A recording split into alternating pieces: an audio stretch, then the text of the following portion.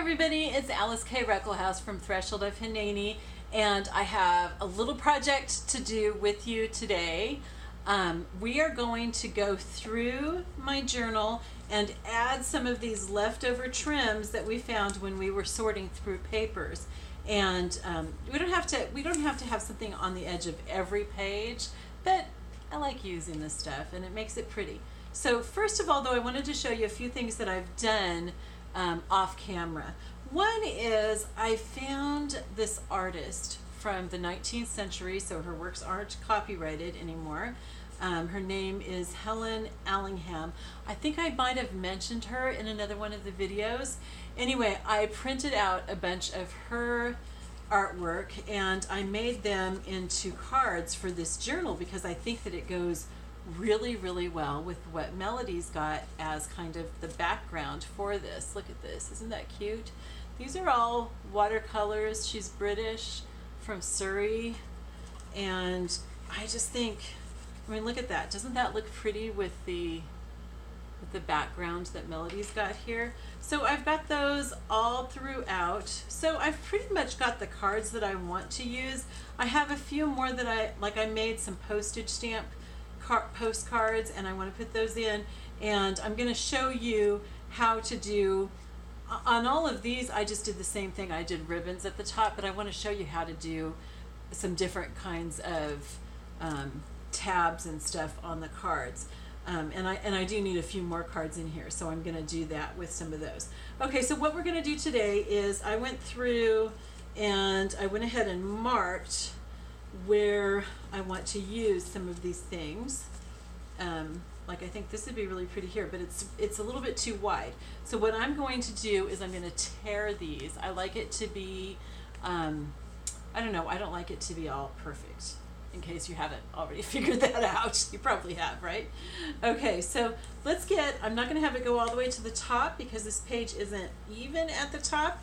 I'm going to tear it down here, and I'm going to tear just a little tiny bit of it off at the top, and that's going to go into my scrap bin. And actually this can too, because I know I'm not going to use it otherwise at this point. And then I'm also going to tear along one side, and I have to decide which side I want to tear. I really want to keep that blue, so I'm going to tear this side.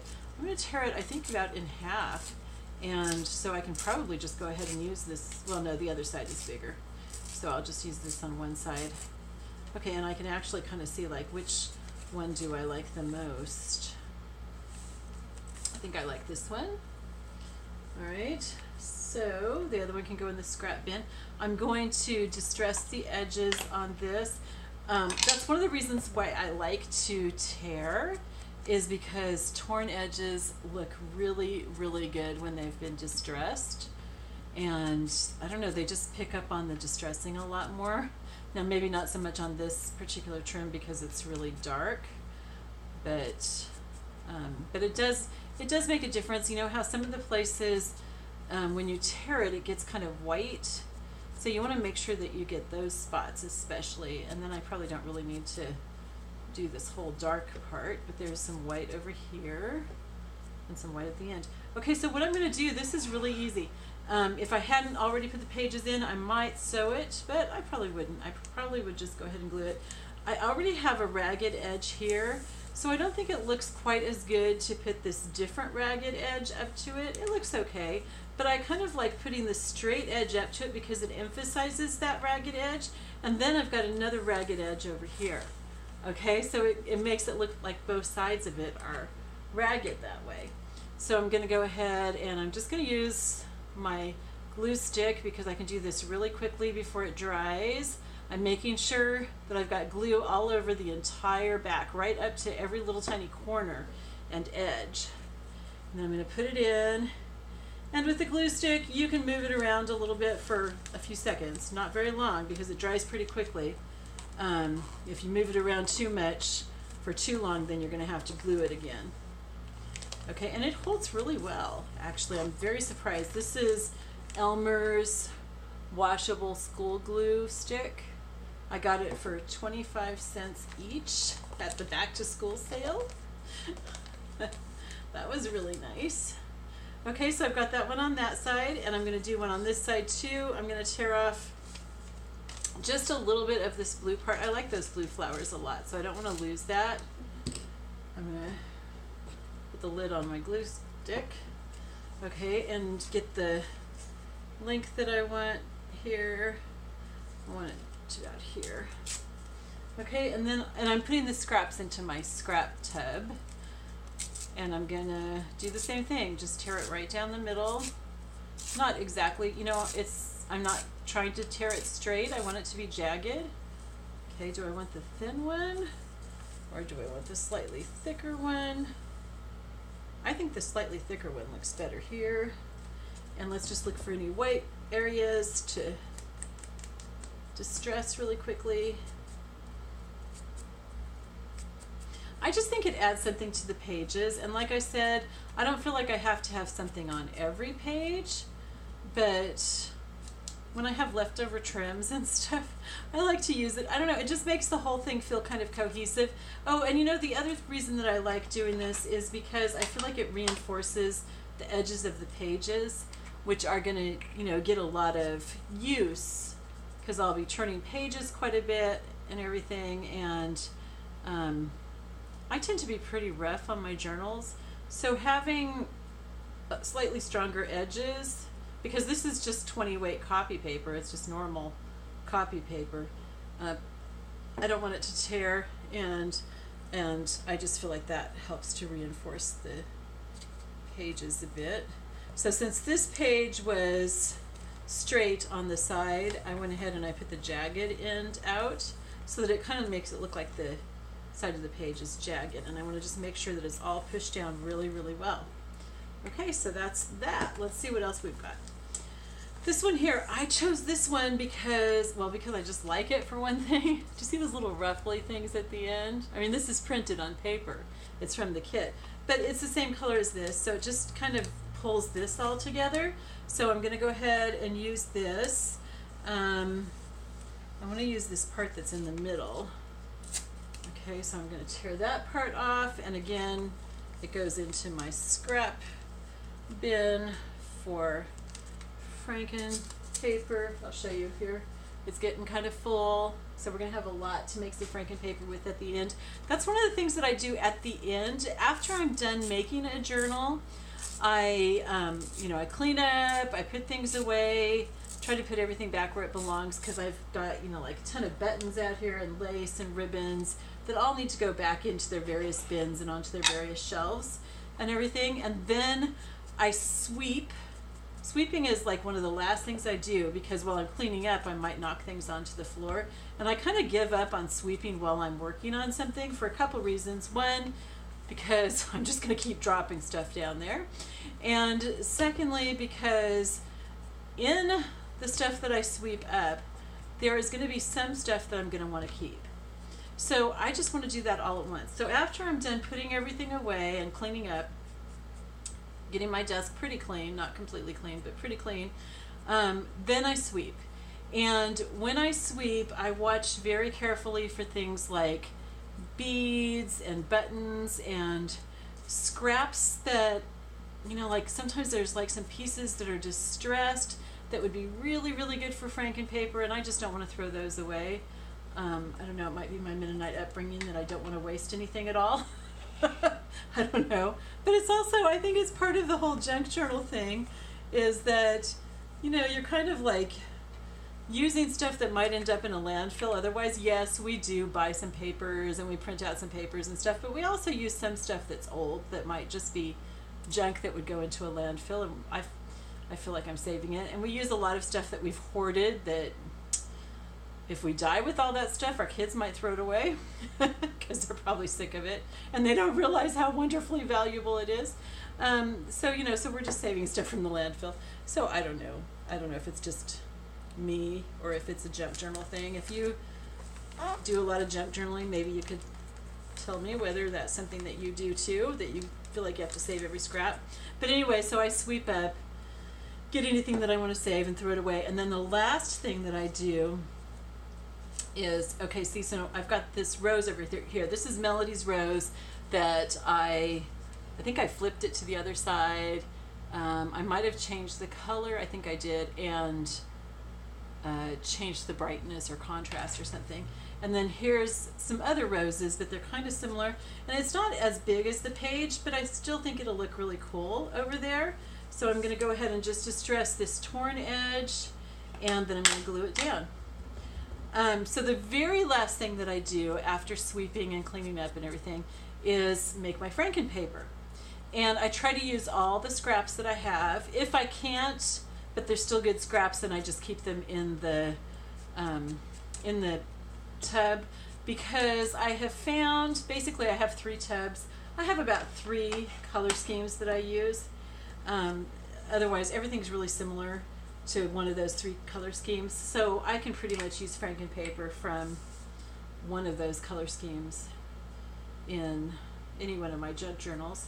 So I try to make as much of it as possible into frankenpaper, and I might do it in like 8 by 10 sheets or something, or sometimes I make a big sheet that I just roll up, or sometimes I make a long strip so it's kind of like ribbon, like for using for like the edges of pages like this, or for belly bands. It's really nice for belly bands because it's very sturdy. Ooh, that scrap didn't get glued very well. Okay, see there's a tear in it, but since I'm gluing it down, it looks cool. Okay. So anyway, yeah, I mean, I'll spend probably 3 or 4 hours sewing frankenpaper, and I know that sounds like, is it really worth the work? It's really fun, you guys. It's really, really fun. Go to my channel and search under frankenpaper, and you can watch one of my videos where I'm making frankenpaper, and you'll see it's really fun. It's very relaxing, very calming. Okay, here's that bookmark that I made with the fabric that was left over from the cover, and I just sewed some lace on the back of it, and it's still open at the end, so technically if I wanted to put some ribbon in there I could, but I'm not going to. Too lazy. So that bookmark is there. And here's some trim. Oh yeah, that would look so pretty there, wouldn't it? I love this trim, and I didn't use it very much. I don't know, I just couldn't really find many places to use it, but I think it's perfect here because it reflects off the screen. So let's use that. I'm gonna, it's got a, nope, I'm still gonna tear it. Okay, so I'm gonna tear it up here because that's pretty white. So yeah, so I spend a few hours making frankenpaper. You know if you've watched very many of my videos that I love to sew. Am I going to keep that wide? No. That I really, really love to sew, and it calms me down. I mean, like in the evening when I'm getting ready to go to bed, I'll usually tell my husband, I need to go spend a couple hours alone with my, or not a couple hours, a few minutes, like 30 minutes or so, alone with my sewing machine. And he laughs, he thinks that's really funny. But it's like, yeah, it's like I have this date with my sewing machine that just calms me, quiets my brain, because you know how it is. We ladies have like 500 web pages open in our brains, and they're all going, and it's really hard to shut them all down. And I find that if I come and just do some sewing mostly in my journals, but sometimes some other sewing, that just quiets my brain down, and I'm able, it's like meditating. I mean, I feel really serene and calm afterwards, and then I can sleep, and I fall asleep and sleep really soundly that way. And frankenpaper is one of the things that will really do that for me. I love it. It's just really relaxing, and I feel like I've created something out of true junk because it's just the scraps. And so it's very fulfilling. And I end my day feeling like I've really, really accomplished something. I don't know, that probably sounds really crazy. But I don't know, does it? Does that sound crazy to you, or do you guys relate to things like that? Maybe you haven't made frankenpaper, but maybe there's something else that just really calms you and makes you feel like you've been productive enough that you deserve sleep. Am I the only person that feels guilty about actually sleeping? I'm actually a lot better. I used to feel like I didn't deserve the space that I took up on Earth, but I don't feel that way anymore. Okay, see that? Isn't that pretty? Okay, so that's just with some of Melody's trim. It looks really nice. It was very simple. You saw it only takes a few minutes. Ah, okay, this trim I did not like when I first saw it, and I really wasn't going to use it, but I have fallen in love with it. It looks wonderful on the coffee stained paper especially. So I'm going to tear this. I'm going to just distress that end right there. Not going to distress the rest of it though. I really love the colors the way that they are. And of course, you know, Melody chose trims that would go with her kids, so it looks really good across the page from one of the pages from her kit.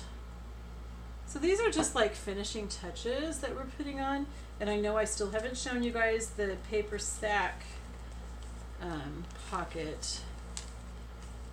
I will show you that. I have to do some prep work or else it's going to be like an hour-long video, and you know, it's stuff that you guys really don't need to watch me do. Okay, so I'm trying to decide if I want to put this over here. I think that would be too much, so I'm not going to use that one. I'm going to put it back into my box in case I want it someplace else. And I think I have just one more here. Oh yeah, because I've got this brown and then I've got this coffee stain paper which almost looks green. So I thought if I added some brown trim to that, that would be good. And it's already cut just straight up there, so I'm going to cut it straight again across the bottom here. This trim reminds me of the 1970s. It looks like gunny sacks material. Not like from Saks, but from, there was I guess a dress company called Gunny Sacks, Gunnesax. They made the most beautiful dresses with calico and fabrics like this with lace, lots of lace. So pretty. Some of them were nice enough for weddings, and others were stuff that you would wear to school. But they were really pretty. That was like probably one of my favorite things from the 70s. Okay, I think that's it. Okay, I used all the scraps that I was going to use. We're at 17 minutes. You know what? That's enough time for me to go ahead and do this one other thing. I hate this collage. I'm not at all happy with it.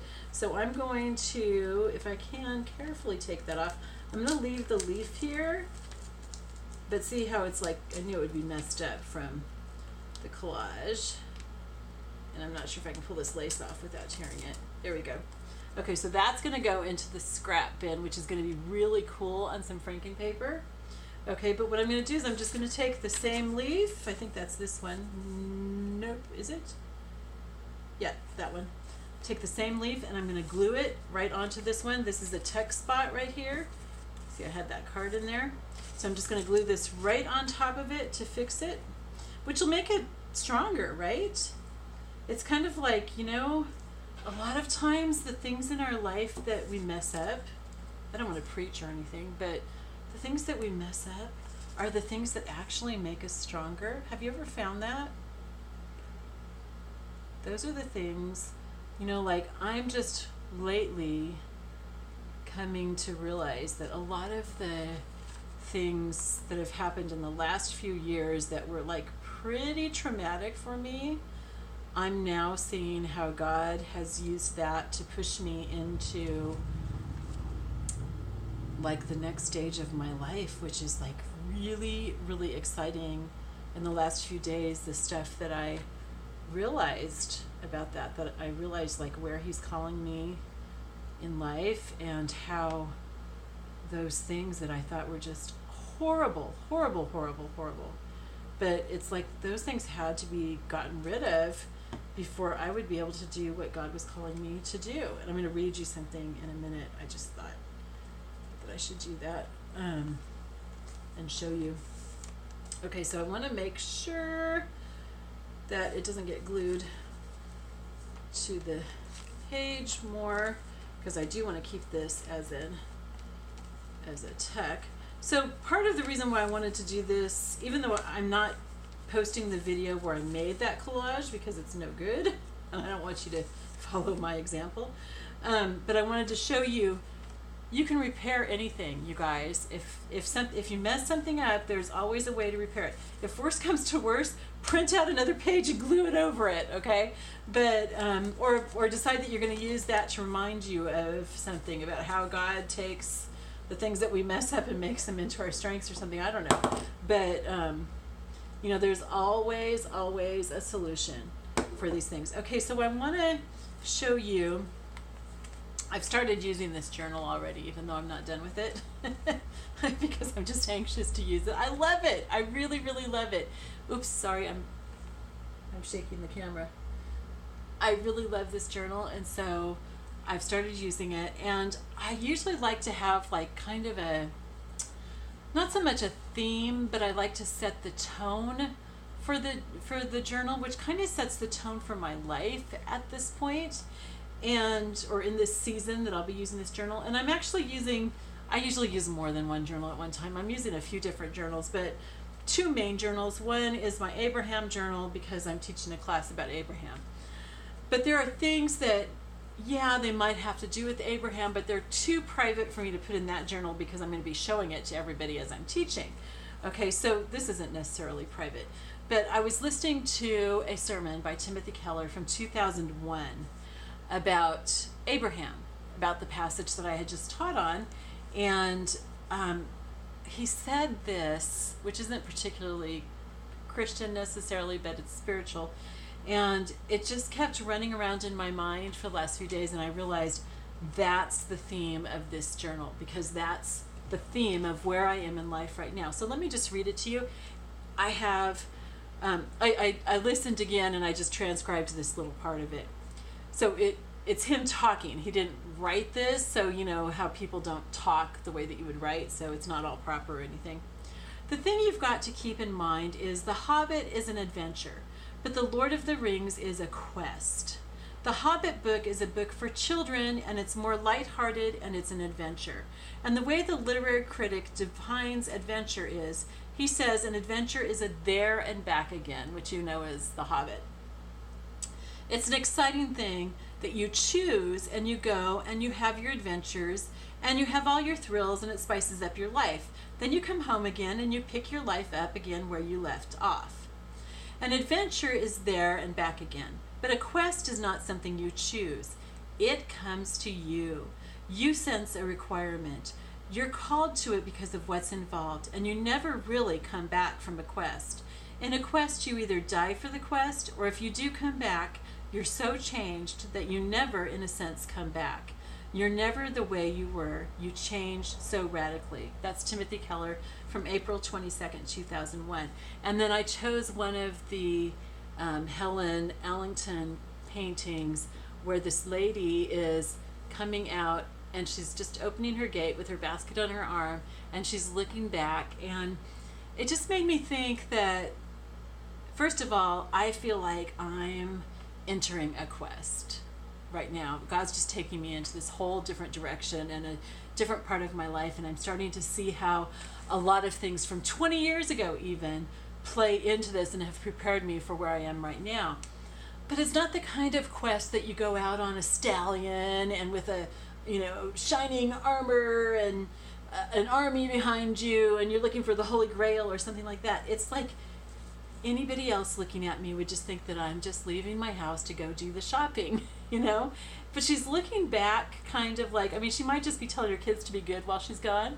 But to me, she's looking back to just kind of have that last glance at her home as she heads out on this quest that's going to change her life. All right. So anyway, I just felt like I should share that with you because it's just exciting. And I don't know, maybe it'll touch some of you where you need to be touched too. Anyway, I love you all. We're almost done with this, probably 3 or 4 more videos and then the flip through. Okay? I love you all. I'll talk to you later. Bye-bye.